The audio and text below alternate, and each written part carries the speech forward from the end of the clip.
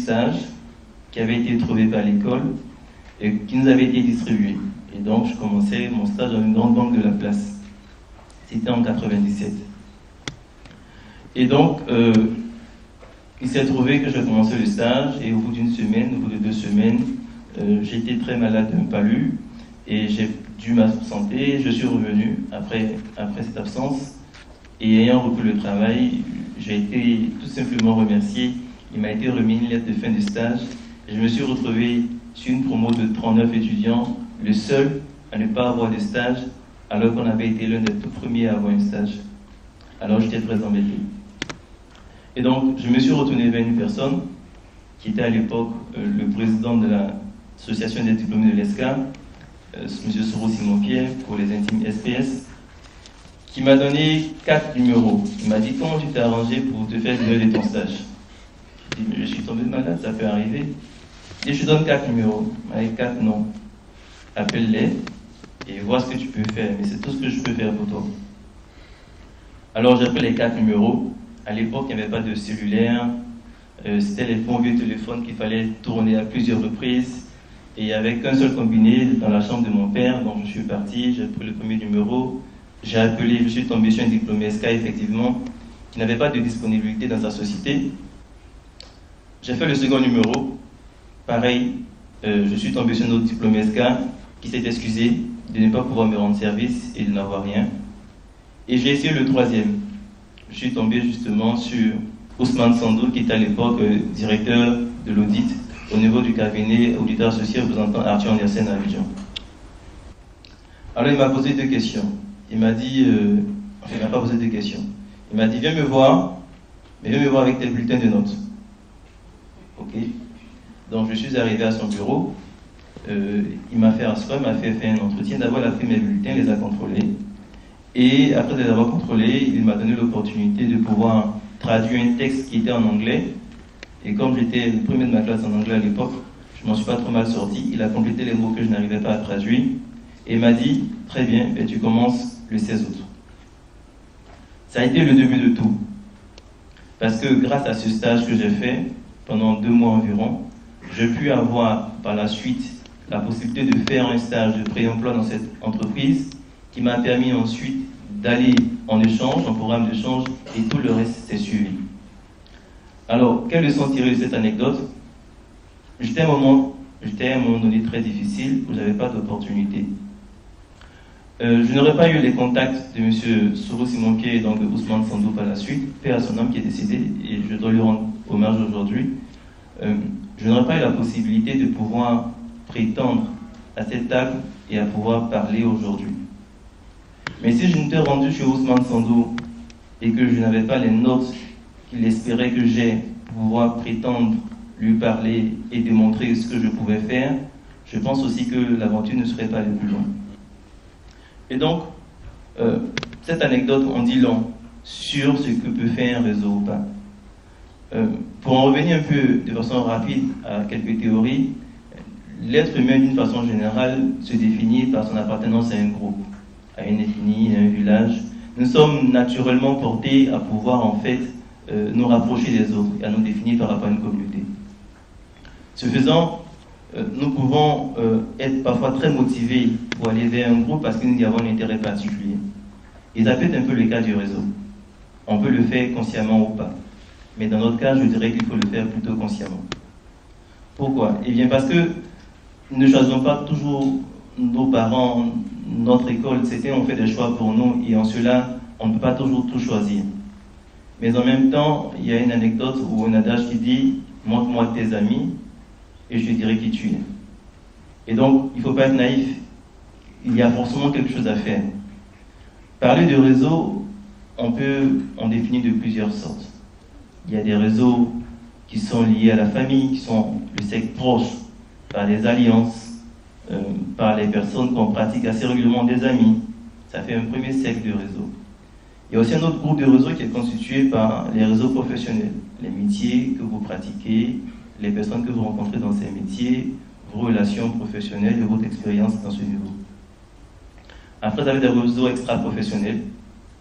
Vous êtes dans un club de foot, vous allez dans un club de gym particulier, vous jouez au golf, ou éventuellement vous êtes au Rotary, dans d'autres associations, cela constitue également un autre réseau.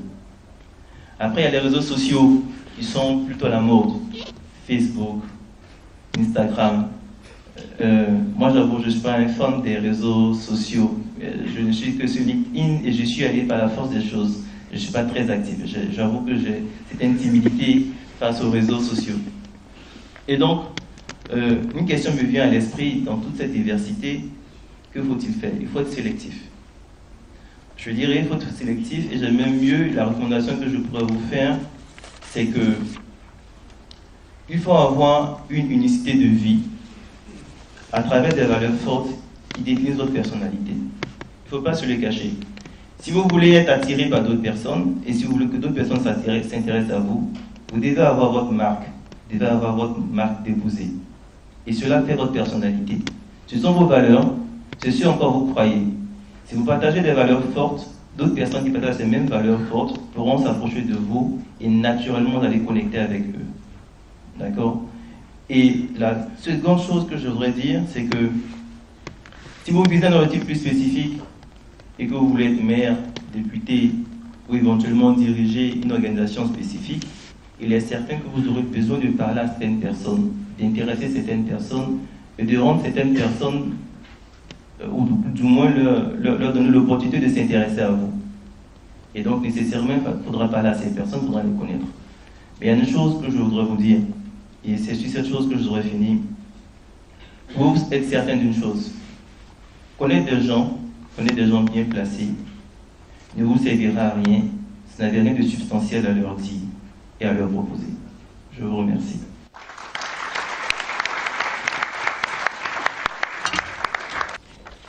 Serge a bien posé les termes du débat. Je pense qu'on ne reviendra pas là-dessus. Il a posé un certain nombre de concepts. Il a évoqué une expérience qui peut être l'expérience de chacun d'entre nous, celui qui nous a mis le pied à l'étrier et la raison pour laquelle il nous a mis le pied à l'étrier.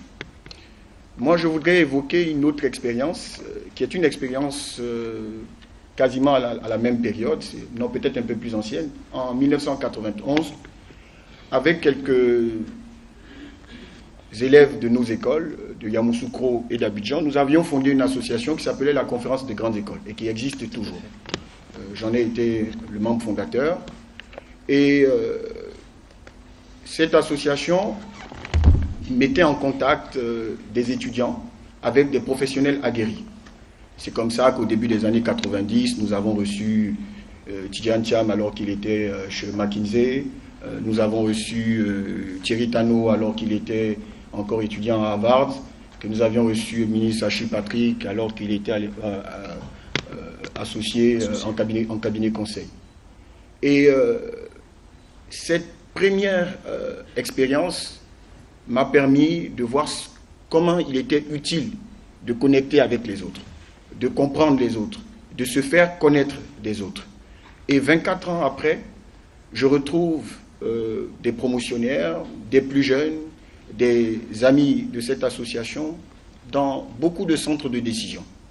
Et ils m'aident à faire avancer les dossiers, à faire avancer les idées, mais parce que nous apportons mutuellement quelque chose d'intéressant. Ils ne nous feront pas la passe simplement parce que nous avons été promotionnaires, parce que nous avons été collègues, parce que nous nous connaissons. Ils nous aideront parce que nous sommes capables de leur apporter quelque chose de précieux. Et cet élément précieux, c'est quelque chose que nous devons toujours rechercher. C'est cela qui fait l'essence du réseau. Avec quoi venez-vous dans le réseau? Quel est l'intérêt pour les autres de connecter avec vous? Si vous êtes sans intérêt, vous pouvez avoir la volonté de rentrer dans le réseau, mais les autres n'ont aucun intérêt à vous y accepter. Donc c'est important de venir avec de la matière. C'est important de venir avec de la matière. Si vous venez sans matière, très vite, les gens vont passer à autre chose. Le réseau tout seul, on le disait tout à l'heure avec notre aînée Agnès, ça s'appelle la célébrité. Ce n'est pas du réseautage. Être connu, ce n'est pas du réseautage. Avoir 1 million d'amis sur Facebook, ce n'est pas du réseautage. Et mon frère Serge a raison de dire, il n'y a pas beaucoup de sources d'enrichissement. Vous avez 1 million d'amis sur les réseaux sociaux, mais il y a généralement 4 ou 5 qui interconnectent avec vous. Et parfois, ils interconnectent avec vous dans la vie réelle. Donc, bon, ce n'est pas d'un apport si substantiel que ça. Comment développer son réseau? Je dirais, avant de répondre à cette question, il faut se poser 2 questions, de mon point de vue, qui sont essentielles. Quel réseau? Pour quel objectif? C'est important. Si vous voulez faire de la politique, vous ne développez pas le même réseau. Si vous voulez être dans le monde des affaires, vous ne développez pas la même typologie de réseau. Mais au nom de quelles valeurs vous êtes en train de développer ce réseau? Parce que c'est les valeurs qui vont vous mettre en lien avec les autres. Tout le reste, je dirais, on remplit des pages de journaux avec, mais ça n'amène pas une once d'allégeance ou de fidélité dans les durs combats auxquels vous allez être confrontés dans la vie. Donc, il faut un objectif clair autour de valeurs connues. Faute de quoi, on est condamné à tourner en rond, parce que toutes les allégeances non écrites, comme toutes les allégeances non écrites, la construction d'un réseau révèle des affinités et des penchants, et vous coupe d'autres types d'affinités. Il faut en avoir aussi conscience. Si vous faites le choix de développer un réseau pour quelque chose, vous ne pourrez pas le développer forcément dans d'autres choses. Donc, il faut se concentrer sur des objectifs suffisamment clairs, sur des valeurs essentielles, et puis tenter de bâtir quelque chose de positif. Tenter de bâtir quelque chose de positif en consacrant du temps aux autres. C'est comme ça que vous susciterez de l'intérêt, et en construisant votre image auprès des autres. C'est essentiel. Parce que les autres viennent à vous, parce que vous pouvez leur apporter quelque chose. Et si vous cachez ce que vous pouvez leur apporter, ils n'ont aucun intérêt à agir, à interagir avec vous. Voilà les quelques conseils que je voulais partager avec vous, que je pense qu'Alain aurait partagé avec vous s'il était là. Et je passe la parole à Fabrice.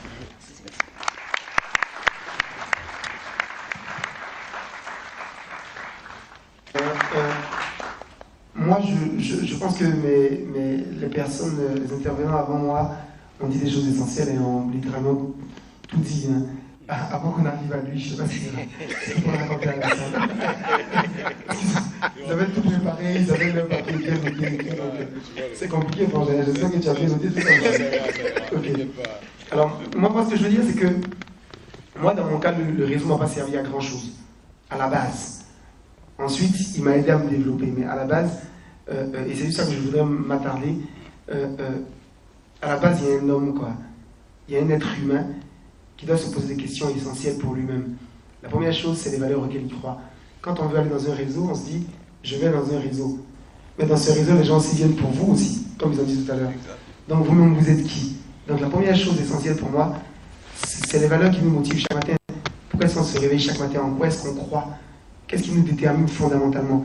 C'est une question, moi j'appelle ça la théorie du miroir. Hein. Se mettre en face de son miroir, se regarder dans les yeux. Là, il n'y a personne à côté, on ne peut pas se mentir à soi-même. Et puis finalement, s'interroger sur qui on est soi-même et sur qui est-ce qu'on a envie d'être. Et ça, c'est pour moi le premier exercice. Quand on arrive à se définir au niveau personnel sur ce qu'on est, sur ce en quoi on croit, alors on peut se projeter, on peut avoir une ambition. Et je pense que l'ambition, pour moi, elle est le deuxième niveau qui est vraiment essentiel au niveau personnel, hein, pour pouvoir se définir, je dirais, une voie de réussite.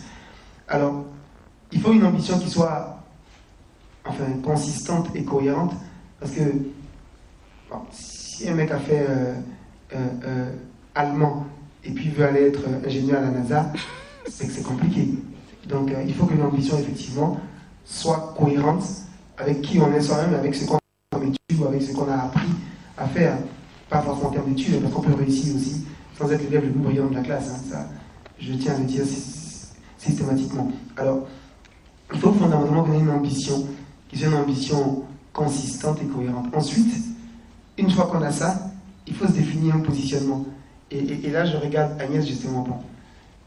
Franchement, moi, je suis patron d'agence de pub. Si je viens en costume, cravate, comme ça, c'est inquiétant.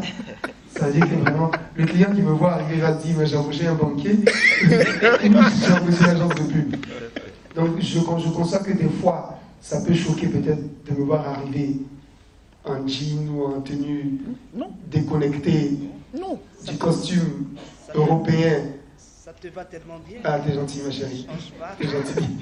Mais c'est une question pure de positionnement et d'affirmation de soi. Moi, je suis publicitaire, je suis cohérent et je suis consistant par rapport à qui je suis et par rapport à quelle image j'ai envie de projeter.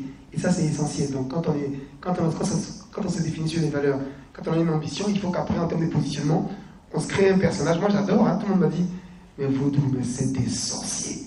Quand tu vas dans les salles, là, il y a un masque là. Ils mettent ça sur la feuille du client, le client, il signe tous les deux. Ça n'existe pas. Il n'y a pas un basse. Il n'y a pas un basse qui fait qu'on fait de belles campagnes. Il n'y a pas un basse qui fait qu'on court vite. Sinon, les Africains seraient champions du monde du 100 mètres. Moi, je connais des mecs au village, derrière les agoutis, ils sont champions. Alors, si je leur donne une petite potion, un Carl de Vichy, on l'aplatit tout de suite. Mais non, c'est pas nous. Parce que pour réussir un 100 mètres, il faut travailler. Il faut s'entraîner. Il faut avoir des méthodes très évoluées, effectivement, d'entraînement. Donc, fondamentalement, il faut qu'à un moment donné, ton positionnement, il faut que toi, tu puisses te dire quelle est ma valeur ajoutée marginale, en gros, qu'est-ce que j'apporte aux autres et quel est mon rôle social. À ce moment-là, on se définit un personnage qu'on doit jouer. Et c'est là, si on se dit que je veux être, moi, un publicitaire, non, je veux être un financier de renom. Bon, le financier, déjà, il faut avoir un beau costume, il faut avoir une belle cravate, et puis il faut fréquenter des endroits qui sont cohérents avec ça. Si le financier, il est au bon des bois, donc il chance. Non mais franchement, donc après, il y a une obligation, effectivement, de consistance par rapport au personnage qu'on se définit. Donc moi, c'est vrai, bon, des fois, on peut me juger peut-être excentrique parce que je ne suis pas habillé comme les autres. Mais je suis dans mon univers, quoi. Et mon univers, il est libre. Et j'ai envie d'être libre dans ma tête, dans mes choix vestimentaires et dans mes idées. Et donc, j'ai pas envie de m'enfermer dans un carcan, qui est un carcan fondamentalement que je considère très, très bien pour mes amis. Donc, c'est vraiment ça le troisième point qui est essentiel. C'est le positionnement. Moi, je reçois des gens en entretien, je leur demande, mais alors imagine que tu es un produit. Allez, décris-moi ton positionnement, tu es qui toi? Alors dis-moi, parle-moi de toi en 3-4 phrases essentielles qui définissent ton ADN. Et là, subitement, je vois beaucoup de jeunes qui se mettent à bégayer, ils ne se sont jamais posé la question en fait. Jamais ils se sont posé la question. Alors que, avant d'aller considérer qu'on va rentrer dans un réseau, qu'on va essayer d'être influent, qu'on va essayer d'avoir des connexions qui vont nous permettre d'arriver à quelque chose, il faut soi-même se définir. Pour moi, c'est vraiment une chose essentielle. En ce qui me concerne personnellement, le réseau ne m'a pas servi à grand chose parce que quand je partais de McCann et que je montais au Vaudou, j'avais 26 ans. Ah, j'étais jeune et beau à l'époque. Hein. Ça me manque ça. Des fois, mon corps me rappelle que je suis vieux maintenant. Et on me disait, mais il y a une partie des gens qui m'ont dit, mais tu vas faire quoi? Tu es trop jeune, tu ne pourras pas réussir, tu ne vas pas y arriver. Il y a l'autre qui disait, voilà, évidemment, sauf toi, tu m'as encouragé, je tiens à le dire. Il m'a encouragé à ce moment-là, on l'a tout, on a créé et tout. Je tiens à le dire, c'est vrai. Et c'est ça le vieux réseau dont tu parlais tout à l'heure, les vieux copains de 20 ans. Et il y avait d'autres qui disaient, vas-y, monte ta boîte. Moi, je vais t'aider, je serai là, je vais te donner des budgets. Ces gens-là, je ne les ai plus jamais revus. Quand je les ai appelés, c'était, ah, tu es là, bon, ok, on se reparle. Donc en gros, moi, ce qui m'a permis d'être ce que je suis devenu, de faire mon groupe, ce qu'il est devenu, c'est la force du travail, c'est le believe en soi, le believe en une équipe, en un teamwork, les gens qui étaient avec moi, qui ont travaillé. Et puis à ce moment-là, comme on est devenu intéressant pour le réseau, alors tout le monde nous a fait rentrer dans le réseau, donc on a réseauté, et les gens ont réseauté aussi sur nous. En fait, et c'est ça le secret. Donc, moi, je suis contre. Des fois, tu vas à Paris, tu vois une association des way.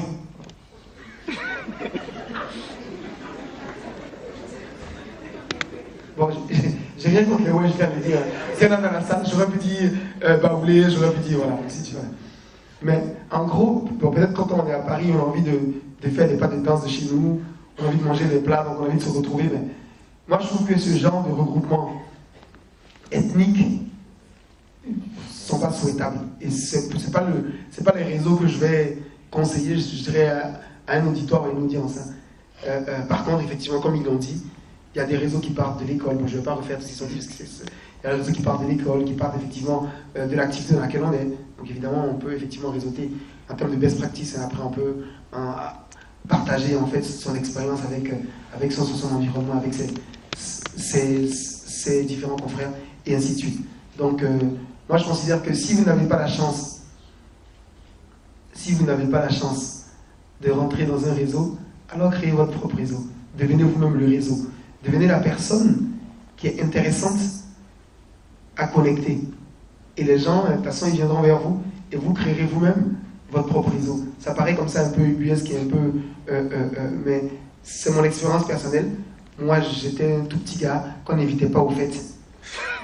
Il y a des mecs qui disaient « Oh, là, c'est un gars où on n'invite pas aux fêtes. » Et maintenant, il y a le sentiment que si on t'invite à la fête est chic. Non mais c'est ça. Donc à un moment donné, effectivement, il faut pouvoir soi-même, effectivement, prendre sa vie en main. Et moi, ce que je veux dire aux jeunes ici, c'est de dire, à un moment donné, il faut se définir, se mettre au travail, et Dieu seul sait que seul le travail paie. Je vous remercie.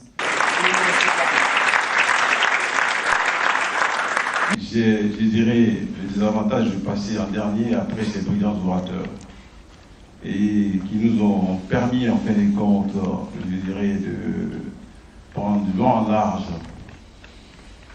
à travers ce que c'est que le réseautage. Moi, je vais partager avec vous, en fin de compte, une expérience. Je pense qu'ils ont déjà tout dit. Il faut juste résumer une chose. Et c'est ce que Fabrice vient de dire, et Serge l'avait dit avant. Il faut fabriquer, je vais dire, sa marque. Les Anglais appellent ça le trademark. Donc, si vous avez votre trademark, nécessairement, les gens viendront vers vous si la marque est bonne. Donc, ce trademark-là est basé sur des valeurs. Tout à l'heure, on a dit, un réseau, on rentre dans un réseau que lorsqu'on a des choses à partager ensemble. Je vais partager une expérience avec vous. Un jour, j'étais en cabinet, je suis PricewaterhouseCoopers, et j'étais avec les associés. Et puis, bon, j'étais à l'époque au grade de manager, et il y a un de mes collègues, normalement, qui devait passer manager, et qui devait passer associé plutôt. Et il y a un des associés qui me dit, Doumbia, est-ce que tu penses que ce gars-là peut être associé? Est-ce que tu penses que je peux passer le week-end avec lui? J'ai dit, mais pourquoi tu me poses cette question? Il me dit non. Une personne que je dois choisir comme associé, c'est la personne avec laquelle je peux passer mon week-end. Je peux partager des choses avec cette personne. Et cette personne-là ne me convient pas. Je préfère qu'on lui paye son paquet et qu'il parte. Et c'est ce qui s'est passé. Stéphane est là. Et ce qui s'est passé, on a payé son paquet, il est parti. Parce qu'il ne partageait pas les mêmes valeurs. Donc, c'est très important. Comme le disait tout à l'heure Fabrice, il faut se construire soi-même et avoir des valeurs, je veux dire, intrinsèques, et que ces valeurs-là correspondent au réseau que vous avez, je veux dire, targeté, que vous visez, dans le réseau dans lequel vous voulez, que vous voulez intégrer. Parce que si vous intégrez un réseau où les valeurs, je veux dire, qu'on prend, vous ne les partagez pas, mais vous serez tout de suite, en fin de compte, rejeté, je veux dire, du réseau sans, je veux dire, sans management. Donc, moi, je vais partager notre expérience avec vous. C'est une expérience de chez Shell. À l'époque, j'étais patron des divisions finance de Shell pour l'Afrique de l'Est et de l'océan Indien. Et on avait un projet en commun avec Saudi Aramco. Et ce projet portait sur 15 milliards de dollars d'investissement.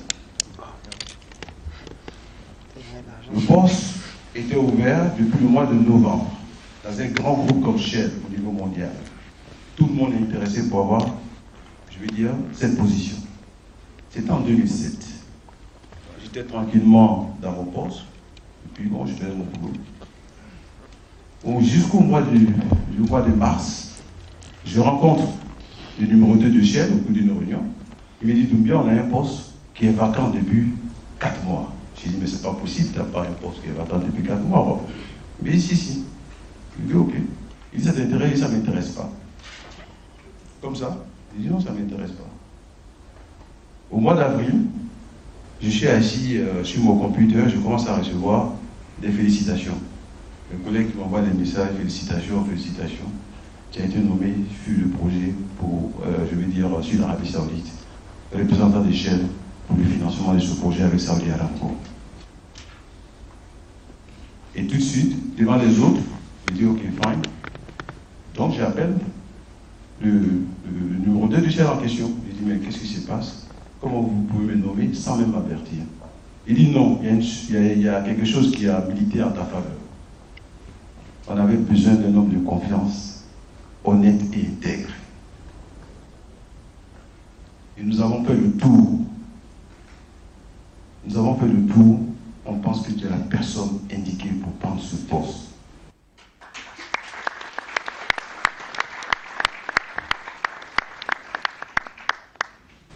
Et je suis resté au téléphone. Je n'ai pas pu placer un mot. Il m'a dit, je sais que ça va être difficile, mais à cause de ton intégrité et de ton honnêteté, tu auras le poste. Effectivement, quand je suis parti en Arabie Saoudite, les Saoudiens me voient arriver. On arrive dans la salle de réunion. Il y a un seul noir qui est assis là. Il y a des blancs. Et puis ils disent, bon, on voit le représentant des chaînes. Les autres Européens qui étaient autour de moi disent, non, c'est lui. D'abord, le monsieur s'arrête un moment. Il dit, bon, est-ce qu'on peut avoir une suspension des séances? Oui, non, clair, à Paris. Il dit, est-ce qu'on peut avoir une suspension des séances? On va appeler le vice-président de la région pour s'assurer vraiment que... Donc il appelle, effectivement, et on lui dit, non, c'est notre représentant. Les Saoudiens disent, bon, écoutez, je pense qu'il faut qu'on se revoie, on va reporter la réunion. Et la réunion est reportée. 15 jours après encore, il y avait des débats dans les coulisses. Les gens ont insisté au niveau de Shell, ils ont maintenu leur position, ils ont dit non, c'est la personne qu'il nous faut. Si vous ne voulez pas, on laisse. Mais nous, c'est notre candidat. Effectivement, je suis allé, on a fait le job. Quand on a fini le job, le jour où je partais, le président des Saudi Aramco, devant toute l'assemblée, il y avait, je ne sais pas, des centaines de personnes, a dit, écoutez, c'est lui qui me raconte maintenant, c'est ce que je vais vous raconter là, c'est lui qui me raconte. Il dit au début, on ne voulait pas de vous parce que vous étiez noir. Il me l'a dit, franchement. Il dit en plus de ça, vous étiez jeune. On s'est dit, comment Shell peut donner un tel projet à quelqu'un de surcroît qui est africain. Et puis, on sait que les gens, avec le budget qu'ils ont, parce que, bon, je veux dire, sans aucune vanité de ma part, je pouvais signer jusqu'à 1 milliard sans que personne ne contrôle, 1 milliard de dollars. Donc, il me dit, compte tenu de tous ces éléments, on a eu peur. Mais les gens de Shell ont dit une seule chose. Ils ont dit, vous êtes un homme intègre et honnête, et vous nous l'avez prouvé à la fin de ce projet. Pour les jeunes, pour mes frères et sœurs, ça c'est assez important. Je veux dire, pour bâtir un réseau assez solide et être considéré. Parce que souvent, je veux dire, les gens peuvent être à l'étape de décision, mais du simple fait que vous avez ces valeurs, des valeurs assez fondamentales, on peut, je veux dire, vous un peu dire, écoutez, nous on pense qu'on a un candidat sur la main, même si vous n'êtes pas là, et puis on dit, bon, c'est telle personne. Donc, je rejoins les autres intervenants, les autres, mes amis, parce que c'est des amis, hein. On se connaît depuis plus de 20 ans. On se connaît depuis plus de 20 ans, ces femmes l'ont rappelé, on a travaillé ensemble en cabinet, Fabrice, on a fait tellement de choses ensemble, c'est mes frères. Des vilaines choses. Non, des belles choses. De belles choses. Fabrice, de belles choses. Donc, c'est vous dire, en fin de compte, soyez vous-même, ayez des valeurs, parce qu'un réseau, c'est sur la base du partage de valeurs qui fait qu'on vous retient ou on ne vous retient pas. Donc, retenez ça. Parce que, comme on le disait tout à l'heure, vous pouvez avoir 1 million de vues, ça ne sert absolument à rien. On va dire non, c'est un rigolo. Ça aussi, je peux partager plein d'expériences comme ça avec vous. Parce que j'ai eu la chance très jeune, en fait, d'être au comité exécutif dans le sud de Shell, où j'étais souvent avec les grands frères. Il y a peut-être même l'un des vice-présidents qui était dans la salle. Mais lorsqu'on parlait de certaines personnes qui étaient à des niveaux peut-être assez seniors, et qu'on devait prendre des décisions importantes pour la boîte, on disait non, c'est des gars qui ne sont pas sérieux. Ils n'ont pas de consistance, comme disait tout à l'heure Fabrice. Donc, soyez, je veux dire, fabriquez votre propre marque. Ayez des valeurs et puis le travail. Si vous avez tout ça, c'est le réseau qui va s'intéresser à vous. Ce n'est pas vous qui allez vous intéresser au réseau. Et le dernier point sur lequel je voudrais intervenir, c'est quand est-ce qu'on active son réseau. Un réseau, je dirais, c'est pas parce qu'aujourd'hui, bon, j'ai pu, par le biais du réseau, j'ai eu un job, et puis on me laisse. Non, il faut l'entretenir. C'est important. C'est important. Parce que aussi, il faut savoir quels sont les décideurs clés dans un réseau. Parce qu'il y a des réseaux qui se créent sur des réseaux. Donc, si vous identifiez ces différentes personnes et, je dirais, les moyens à mettre en œuvre, c'est sûr que le premier réseau que vous avez intégré, vous allez, je vais dire, ricocher, intégrer d'autres réseaux encore beaucoup plus importants et qui seront fondamentaux en fin de compte pour l'évolution de votre carrière professionnelle et même sociale. Parce que tout n'est pas que professionnel. Après le business, on peut penser à l'aspect social. Donc, quand est-ce qu'on l'active? Il faut savoir l'activer aussi. Ce n'est pas au moment de la recherche du boulot. On a vu une personne, on a vu un job, et puis après on oublie. Cette personne on n'entretient pas. Et quand on a la recherche on veut un nouveau poste, on appelle la personne. Tout de suite, la personne se dit, vous n'êtes pas sérieux, c'est pas la peine. Poliment, il va vous prendre au téléphone, mais après, elle raccroche. C'est parce que la personne a besoin de moi qu'elle m'appelle aujourd'hui. Non, c'est pas ça. Donc c'est sur ce point que je voulais terminer en fait de compte mon intervention.